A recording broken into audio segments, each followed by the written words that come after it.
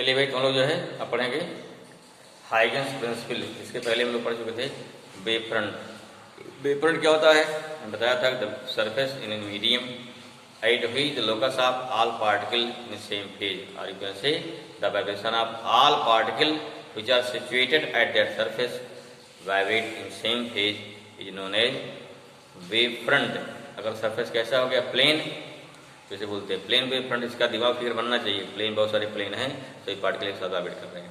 जैसे क्या, जैसे जिसमें आर्मी मैन फ्लाई मार्च करते हैं, एक रो में सारे जितने लोग हैं, अगले रो में बहुत सारे ना रो बनती हैं, तो एक रो में जितने व्यक्ति हैं उनकी सारी एक्टिविटी क्या होगी, सेम होगी। दाईं मोड़ सभी एक साथ दाईं मोड़, हाथ में एक साथ हाथ निकलेगा, तो क्या हो गया, तो उनका वही हम क्या जस्ट लाइक क्या बन गया प्लेन वेव फ्रंट हो गया।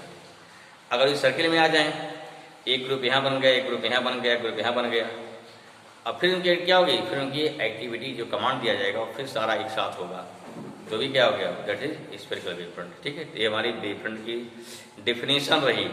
एक ऐसा क्या वेव फ्रंट क्या है, उसका फिगर दिमाग में बनना चाहिए आपके। ठीक है, चलिए अब इस वेव फ्रंट के बेस पर हाइगन्स ने क्या दिया, 2-3 नियम दिए। जिसे क्या बोला दिया, जिसे बोला गया हाइगन्स प्रिंसिपल। देखो पहला नियम क्या है, इन्होंने बताया क्या, जैसे कोई मीडियम है, पहले समझिए ध्यान से, क्या अगर कोई मीडियम है उसमें कोई सोर्स रखा है, कोई पॉइंट सोर्स मान लीजिए है, point source emit the energy, तो क्या होगा, लाइट या इमिट द लाइट। लाइट क्या है, light is form of energy. जब पॉइंट सोर्स लाइट निकालेगा तो इससे क्या होता है, तो उससे पॉइंट सोर्स के चारों ओर जो मीडियम के पार्टिकल्स है, then these particle start to vibrate. Clear हुआ, सिंपल भाई बात, जो एनर्जी पाएंगे तो क्या वाइब्रेट करेंगे, तो हर पार्टिकल क्या करेंगे, वो वाइब्रेट करना चालू कर देंगे। अगर सभी पार्टिकल वाइब्रेट कर रहे हैं तब क्या बताया कि since all the particles are vibrate therefore the surface around the source at which all particles are live or all particles are vibrate in same phase is known as wave front। This means क्या हो गया, this means the definition of wave front ये क्या है, आपका first principle हो गया। ठीक है ना। सेकंड क्या बताया उन्होंने, जो सबसे इंपॉर्टेंट है, सेकंड बताया जो प्रिंसिपल है सेकेंडरी वेवलेट का। ये क्या बताया कि जो हमारा सरफेस पे जो पार्टिकल है, किसी वेव फ्रंट पे जो पार्टिकल्स है, एनर्जी पाएंगे तो वाइब्रेट करेंगे, तो क्या करेंगे, जो उसके अगला वाला सरफेस होगा, जस्ट उसके अगला, जैसे मान लीजिए क्या है, एक सरफेस पे है, अगला सरफेस क्या हो जाएगा, इस पे हो जाएगा, तो जो इस पे पार्टिकल जितने होंगे इस स्केचपन पे, वो सभी वाइब्रेट कर रहे हैं एक साथ। तो इसके बाद दूसरा सरफेस आ रहा है, इस पे आ रहा है, तो क्या करेंगे तो अपनी एनर्जी को इसको ट्रांसफर करेंगे। ठीक है ना, means all the particles which are live at the wave front, ठीक है ना, these particles are donate their energy in next neighboring wave front particle। इसका मतलब क्या हुआ, दूसरे पार्टिकल की या दूसरे वेव फ्रंट के पार्टिकल के लिए उसके जस्ट पहले वाला जो वेव फ्रंट का पार्टिकल है वही क्या हो गया, सोर्स ऑफ लाइट हो गया, क्योंकि इस दूसरे वाले वेव फ्रंट को डायरेक्ट नहीं मिलेगा। अगर डायरेक्ट नहीं मिलेगा तो क्या इसलिए क्या हो गया, उसके लिए क्या, अगर मान लीजिए पहला वेव फ्रंट है, दूसरा है, तो इसके लिए सोर्स कौन बना हमारा, इस पहले वेव फ्रंट पे जितने पार्टिकल हैं वही एनर्जी इसको डोनेट करेंगे। ठीक है, जैसे एक लाइन के लोग खड़े हैं, पेन पहुंचाना है, पहले व्यक्ति ने पेन दूसरे दिया, दूसरे ने तीसरे दिया, तो तीसरे के लिए कौन सोर्स हो गया, दूसरा हो गया। क्लियर हुआ, पहला क्या हो गया, मेन, तो प्राइमरी हो गया, सोर्स हमारा क्या हो गया, प्राइमरी हो गया। बाकी जितने वेव फ्रंट पार्टिकल हैं उस वही पार्टिकल एनर्जी पा करके आगे ट्रांसफर कर रहे हैं, दैट्स व्हाई क्या बोलते हैं, इसे बोलते हैं secondary source of light. Means all the particles which are situated at the wave front are act as a source of light for further wave front. That's why these particles are known as secondary source of light, and all the particles which are situated at any wave front are known as secondary wavelet बोलते हैं। कारण कि secondary source of light क्या है, secondary wavelet क्या है, इसकी definition clear होनी चाहिए। जितने पार्टिकल हैं वो सेकेंडरी सोर्स ऑफ लाइट बन गए, और सबका मिलके जो हमारा पूरा सरफेस बन गया उसे क्या बोलते हैं, उसे बोलते हैं सेकेंडरी वेवलेट। ये सेकेंड प्रिंसिपल हो गया। थर्ड क्या हो जाएगा, थर्ड बताया, जैसे मतलब कि हमारा वेव फ्रंट है, इसके लिए कौन पाएगा, जो इसका अगला टच करता हुआ हमारा वेव फ्रंट रहेगा। अर्थात अगर किसी भी वेव फ्रंट के पार्टिकल पे एनवलप खींचा जाए, उस पर टेंजेंट खींचा जाए, उस टेंजेंट को जो पार्टिकल या जो वेव फ्रंट टच करता हुआ रहेगा वही एनर्जी को अगला रिसीव करेगा। This means if we draw हाँ, और इफ बी क्या हो गया, इफ बी ड्रा एंड क्या होगा, tangent at any wave front और envelope at any wave front, then this shows direction of light, क्योंकि लाइट क्या है उस डायरेक्शन आगे बढ़ जाएगी। तिरछा वेव फ्रंट है, तिरछी लाइट बढ़ जाएगी इस प्रकार से। क्लियर हुआ? ये तीन थ्योरी हो गई। बिल्कुल जैसे होता हमारा डेमोक्रेसी है, सेम एक सिंपल देखिए एग्जाम्पल कितना है, क्या हमें डेमोक्रेसी हमारी है।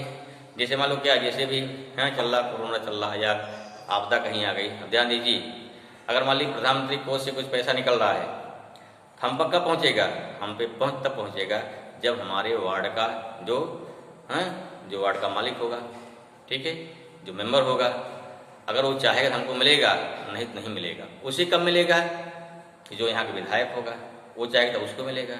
विधायक कब मिलेगा, जब यहाँ मुख्यमंत्री चाहेगा तो उसको मिलेगा। मुख्यमंत्री कब मिलेगा, जो वहाँ से, ठीक है। मीन्स क्या हो गया, पहले सोच कहाँ पहुँचेगा, सीएम के पास, सीएम कहाँ पहुँचेगा, विधायक के पास, विधायक के साथ पहुँचेगा, हैं वार्ड के जो चुना गया है हमें उस तक पहुँच रहा हमको ना। हमारे सोर्स कौन हो गया, हमारे लिए सोर्स डायरेक्ट सोर्स नहीं हो गया, क्योंकि पीएम से हमको कुछ डायरेक्ट नहीं मिलने वाला है। कहाँ मिलना है, एक प्रजातंत्र में क्या होता है, एक चेन बनी हुई है, ठीक है ना, तो उस चेन के माध्यम से मिलेंगे ना। तो सोर्स हमारे कौन सा हो गया, जो हमारे वार्ड का जो मालिक होगा, ठीक है, या जो वार्ड का सदस्य होगा, ठीक, जो मेंबर होगा जो चुना गया है वो होगा। इसलिए इसी प्रकार से क्या हो गया, अगर कोई पार्टिकल यहाँ पे है, इसके लिए सोर्स कौन सा है, जस्ट इसके बगल वाला वेवफ्रंट का जो पार्टिकल है वो उसके लिए सदस्य है, या वो उसके लिए लाइट का सोर्स है। डायरेक्ट वाला नहीं है, क्योंकि डायरेक्ट लाइट यहाँ सप्लाई नहीं होगी यहाँ पे। तो इस प्रकार से क्या, in form of wavefront light क्या है, लाइट आगे बढ़ती है। तो इसी को हमको क्या करना है, 1 बाई लिख देना है। इस प्रकार से क्या हो गए, 3 हमारे हो गए हैं प्रिंसिपल ऑफ, क्या इसे बोलते हैं, हाइगन्स प्रिंसिपल बोलते हैं। कहीं कहीं आपको 2 ही दिया है, तो फर्स्ट सेकंड को एक साथ मिला दिया गया है। दूसरा ठीक है, चाहे 2 लिखिए चाहे 3 पॉइंट लिखिए, बातें की होती। तो क्या हो गया, this is the statement of Huygens principle. Note करिए, ठीक है। तो हमारा क्या हो भाई, पहला हो गया एक बार से, when light source emit light energy, then the medium around light source start vibrate, ठीक है ना, जो कहा गया वही सेम लिख देना है आपको। Therefore the surface around light source at which all particles are vibrate in same phase is known as wave front। इसे क्या बोलेंगे, is known as wave front। This means wave front की डिफिनेशन ही क्या हो गया, फर्स्ट प्रिंसिपल हो गया। Second क्या हो गया, the particle which are situated at the wave front are act a new source of light या are act as क्या हो गया, as new source of light for further the particles of preceding wave front. Therefore these particles are known as secondary source of light and the particles of wave front, ठीक है ना, is known as secondary wavelet. Exam पूछा था define secondary wavelet, तो आपका meaning वही secondary wavelet. Clear हुआ, तो हमारा 2 हो गया। थर्ड प्रिंसिपल क्या देखिए, थर्ड लिखते हैं, ओके ना, नंबर 3। थर्ड क्या देखो गया, if we draw an envelope और क्या हो गया, tangent at any secondary wavelet. What is secondary wave, clear है ना, जो प्राइमरी वेव फ्रंट, जो कोई वेव फ्रंट है उसको जो टच करते हैं पार्टिकल ना, तो क्या सेकेंडरी सोर्स ऑफ लाइट बन गया। अब इस सेकेंडरी वेवलेट को जो अगला वेव फ्रंट जो टच करेगा, हाँ, तो क्या अगला मान लीजिए उसका atom A dash B dash, उसका अगला atom A B C D सारे ए वाले एटम हो गए, अगले वेव फ्रंट एटम क्या हो जाएंगे हमारे, A dash B dash C dash हो जाएगा ना। तो अगला जो टच करेगा तो एनर्जी क्या होगी, इधर रिफ्लेक्ट करेगी, ये हमारी क्या होगी, लाइट इधर बढ़ेगी, आगे बढ़ेगी। तो इसका क्या हो गया, इस प्रकार से यहाँ हो गया थर्ड हमारा हो गया कि the tangent at any secondary wavelets it shows the direction of propagation of light wave, ठीक है। ये रहा क्या रहा है, ये हमारा रहा है हाइगन्स प्रिंसिपल रहा, ओके। अब हाइगन्स प्रिंसिपल की मदद से, इसकी हेल्प से क्या प्रूव करना है, law of reflection and law of refraction. पहले क्या प्रूव करते हैं, पहले प्रूव करते हैं law of reflection, okay. Are you this clear, exam में आता है, तीनों प्रिंसिपल लिखेंगे, ये फिगर जरूर ड्रा करेंगे, फिगर मस्ट है भाई, ओके ना। चलिए नेक्स्ट शुरू करते हैं कि वेरिफिकेशन आप क्या हो गया, वेरिफिकेशन ऑफ लाइट वेव। तो सिंपल सा है, लाइट चलती है स्ट्रेट लाइन में, हाइगन्स से प्रूव कर लिया आराम से, वेव का वेव चलेगी स्ट्रेट लाइन, कोई दिक्कत नहीं है, ठीक। वेव में एनर्जी होती है तो लाइट में एनर्जी होगी, कोई दिक्कत नहीं है। वेव में इंटेंसिटी होती है ना, क्योंकि इंटेंसिटी ऑफ लाइट या इंटेंसिटी ऑफ वेव क्या होता है, directly proportional to amplitude of wave, ठीक है ना। इसलिए क्या है, लाइट में क्या है, लाइट में हमारी इंटेंसिटी होगी क्योंकि लाइट हमारी वेव है। लाइट में एनर्जी है, वेव में एनर्जी होती है ना। वेव एनर्जी क्या होती है, इसकी फ्रिक्वेंसी क्या इंटेंसिटी दोनों के क्या होती है, स्क्वायर के डायरेक्टली प्रोपोर्शनल होती है। तो अगर वेव में एनर्जी है तो लाइट में भी एनर्जी है, तो लाइट की ये प्रॉपर्टी प्रूव हो गई। लाइट चलती है स्ट्रेट लाइन में, लाइट में मोमेंटम है, लाइट में एनर्जी है, ठीक है। अब क्या प्रूव करना है, हम प्रूव करना है कि इस हाइजेंस प्रिंसिपल से या वेव थ्योरी से प्रूव करना है कि रिफ्लेक्शन और रिफ्रैक्शन और अदर फिनोमेना, ये समझ लीजिए।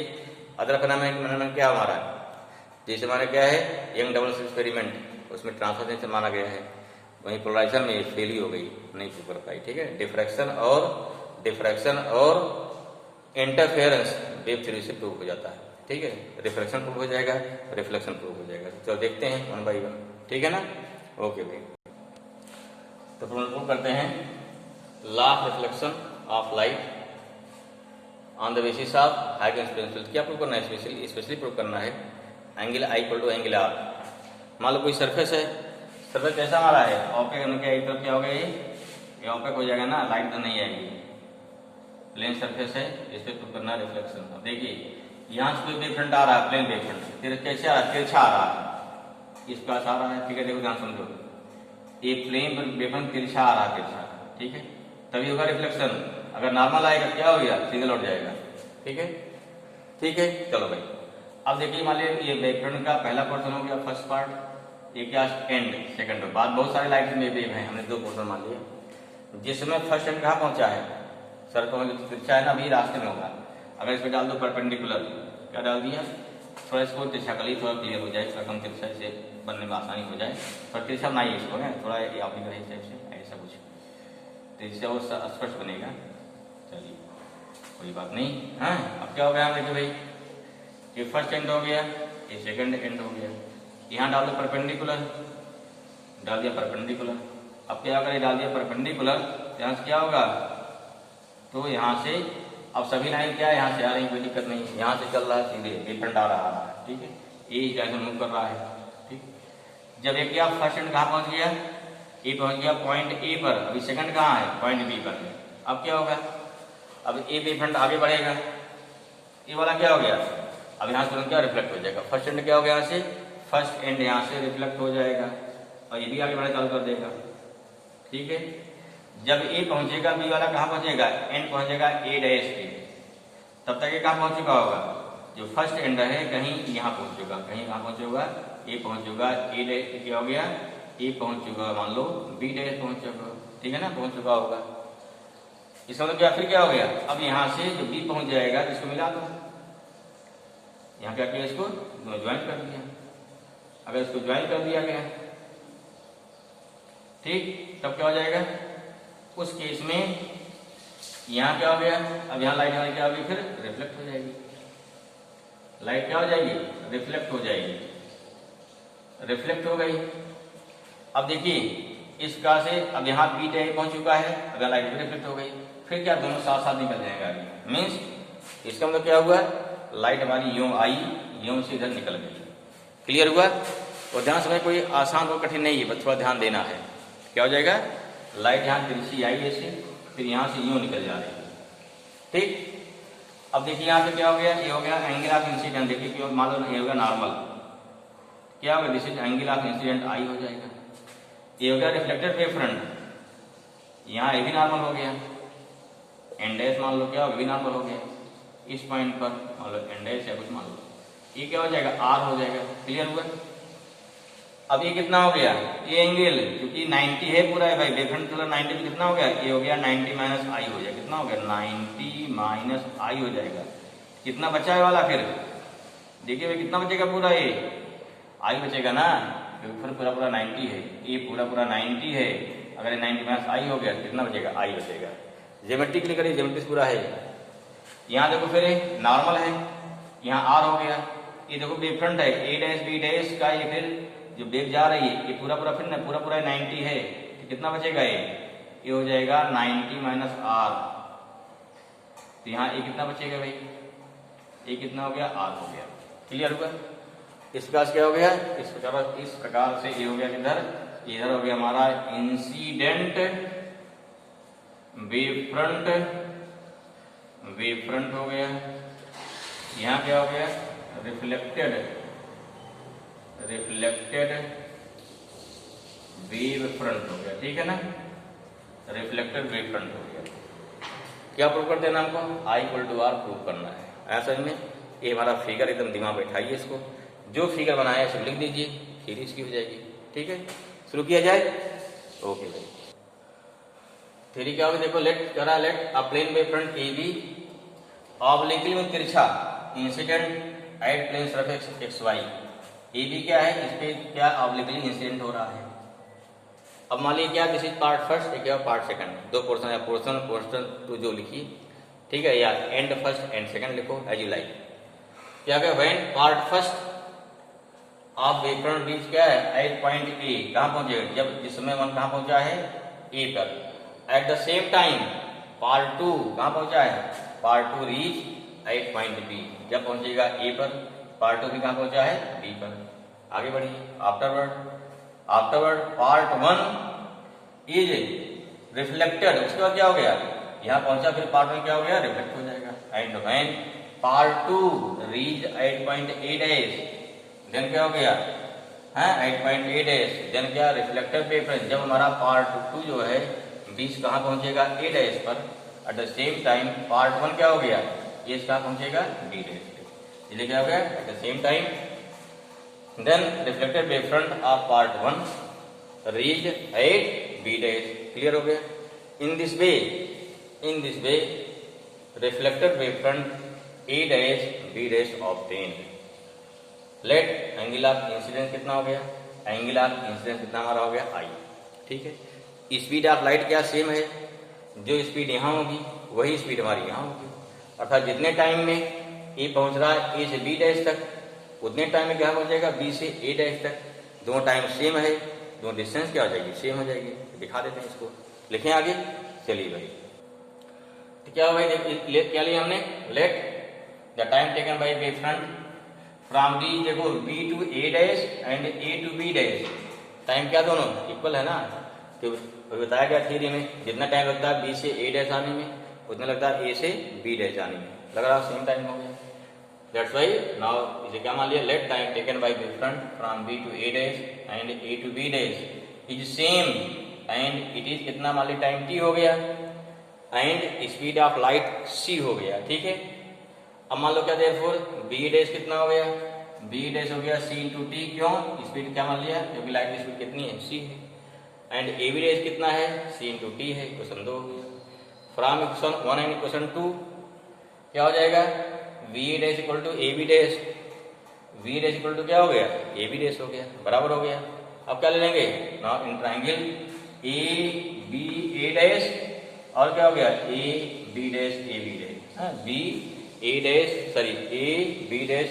में क्या हो जाएगा, यहाँ पे angle ABA equal to angle AB', दोनों एंगल इक्वल है, क्यों, वेव फ्रंट कैसा होता है, प्लेन वेव फ्रंट। अगर प्लेन वेव फ्रंट है, फ्लाइट क्या करती है इस पे, 90 डिग्री पे, क्या ध्यान रहे हमेशा, अगर कोई प्लेन वेव फ्रंट इसका लाइट कैसे गिरेगी, इसका से परपेंडिकुलर गिरती है हमेशा, ध्यान रखिए इसको, ठीक है। इसलिए क्या हो जाएगा, 90 हो गया। B' इक्वल टू AB' ना, B' इक्वल टू कितना हो गया, यहाँ से AB' प्रूव कर चुके हैं। और A' क्या है, ये कॉमन है, जो कि हाइपोटेनियस भी है, क्या लग जाएगा, RHS ना, ध्यान से मिल जाएगा, RHS मिल जाएगा हमारा। वो ट्रायंगल क्या है, triangle AB' and triangle AB' are congruent. अगर कॉन्ग्रुएंट हो गए तो ऑल द करस्पॉन्डिंग एंगल क्या हो जाएंगे, इक्वल हो जाएंगे। देयरफॉर एंगल कौन सा, BA' equal to angle B'A'। अगर ऐसा है, एंगल हमारा I है, एंगल हमारा R है, तो एंगल I इक्वल टू क्या हो जाएगा, angle I equal to angle R, which is law of reflection. In this way we can prove law of reflection on the basis of Huygens principle। ठीक है भाई, ऐसा में चलिए नेक्स्ट प्रूफ क्या प्रूव करेंगे हम लोग, लॉ ऑफ रिफ्रैक्शन। उसमें दो कंडीशन होगी, लाइट कहाँ जा रही है, रेयर डेंसर में, या लाइट कहाँ जा रही है, डेंसर से रेयर में। दोनों प्रूफ करके देख लीजिए। देखो बुक में या वैसे जनरली क्या किया जाता है, रेयर डेंसर प्रूव करवा दिया जाता है, और एग्जाम क्या दे दिया जाता है, डेंसर से रेयर। अभी 2 साल पहले एग्जाम में आया था, डेंसर से रेयर में लाइट जा रही प्रूव करिए, तो सारे बच्चे चूंकि रट लेते हैं ना, मतलब उसमें 90% बच्चे क्या लिख रहे थे, डेंसर से रेयर, पूछा क्या उल्टा क्या था, तो नंबर वहाँ कट जाता है। देखिए हमेशा पेपर ध्यान से पढ़िए, ठीक है, कहीं उसका उल्टा नहीं कर दिया गया है, तब उसके बाद आंसर देना चाहिए। ध्यान से लिखा था, पेपर ध्यान से पढ़िए, पिक्चर लगाए क्या पूछा जा रहा है, उसके बेस उनको आंसर देना चाहिए। ठीक है भाई, आई होप वीडियो जो है पसंद आ रहा होगा, अगर आ रहा है इसको आगे बढ़ाइए, ठीक है, इससे हर बच्चे के पास पहुँचे। ओके, चलिए भाई, थैंक यू।